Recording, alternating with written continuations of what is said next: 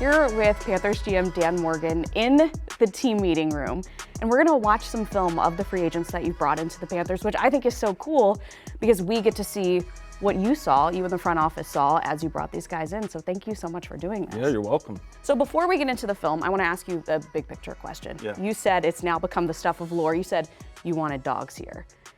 Did you find them in free agency? I think we did. Okay. I think we did. I think when, you start with a guy like Robert Hunt, Damian Lewis, and, A'Shawn Robinson, I think those are three guys right there that really fit that mold that we're looking for, and we're really excited about it. So let's start right there with the O-line because that is where you started. What specifically about Robert Hunt made you say we have got to go and get this guy, especially what you see on film? I think it's the tenacity that he plays with. He's a tone setter. He's tough. He's smart. And he's just big and nasty. And that's kind of what we want up front. We want those type of guys that can dominate the line of scrimmage, and Robert, he fit that mold. Yeah, so he aligns at right guard, so he's going to play right guard for us as well. So I think you see, it's a big man that he can get out in space. He's got the foot speed, he's got the mobility. For a big man to move that way, not many guys move that way. Even saw him catch a touchdown pass once, right? Yeah. He got flipped up and almost broke his neck, but but he can move. He can. All right, let's go to another guy that you mentioned right off the bat, Damian Lewis. Yeah.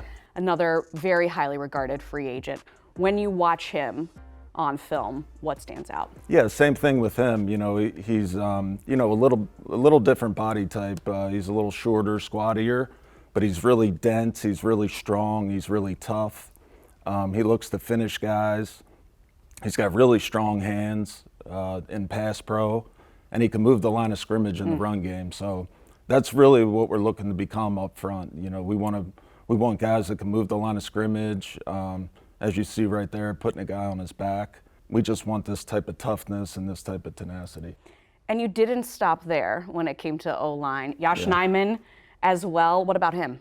Yeah, we just signed him. I think it's a really good value signing. Yosh has played both left tackle and right tackle. And, to have a swing tackle in case of injury at either tackle spot, I think that's really important for us to protect Bryce. So to bring a guy like that in, it was definitely key to get somebody that we could depend on if one of those guys got hurt. You mentioned the key words there, protecting Bryce. It was very clear that that was your top priority.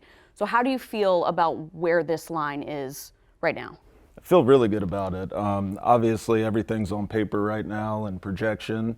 But right now, we accomplished the goal that we set out in free agency, which is to get more stout up front, be able to, set a clean pocket for Bryce, and that way he can step up and he can be the playmaker that he is. You also made another big splash by trading for Deontay Johnson. What jumps off the film about him?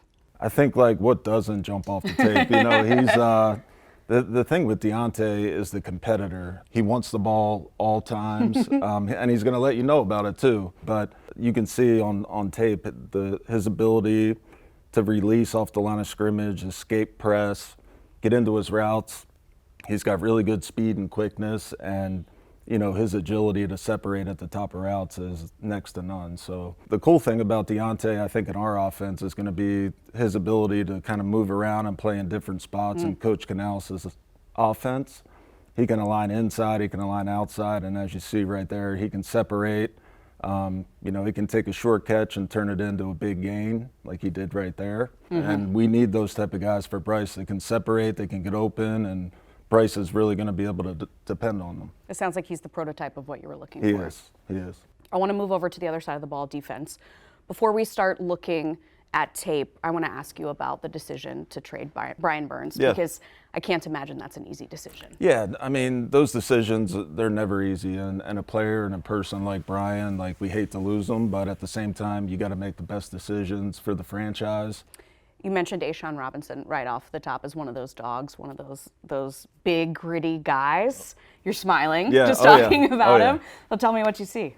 Well, the cool thing about him, too, and I didn't even know this when before we signed him, is the guy, like the energy that he brings to the building. Like I met him, he came up to the draft room, and just kind of interacting with him and meeting him, you can feel his energy, you can feel his passion for the game, and that's what we're looking for. We're looking for passionate players like him, and I think you see him right here at the line of scrimmage. This is what he does really good. Is he's big and he's strong. He can stack guys, separate, find the ball and get off and make plays. And we need those type of guys. And he's going to be really good opposite Derek too. That way, they can't just run away from Derek, the side that he's on, which they've been doing. So run into somebody else. He's going to be really good for us, and we're really excited about him. How about DJ Wanham? He's next up on our list. Yeah, DJ, he's a young ascending rusher that we were really excited to get. He's speed to power. He's got a really good long arm. He can condense the pocket, and he can run. He plays, balls to the wall all the time, which is what we want. Yeah. We want guys that love football, have passion for it, and they play with a high motor, and that's what DJ encompasses. I want to ask you about some linebackers. How do you look at linebackers, obviously being a former one yourself, not just a GM? What does a Panthers linebacker have to have? Yeah, I think, in our defense, the linebacker has to be smart.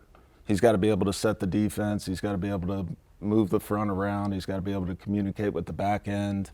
And a guy like Josie Jewell, he's really instinctual. We want instinctual linebackers that can find the ball, make plays, are going to be tough to fill gaps. And Josie fits that mold for us. And the cool thing about Josie is just how smart he is. You could tell he really studies the game. He knows the game. He's always in the right spot.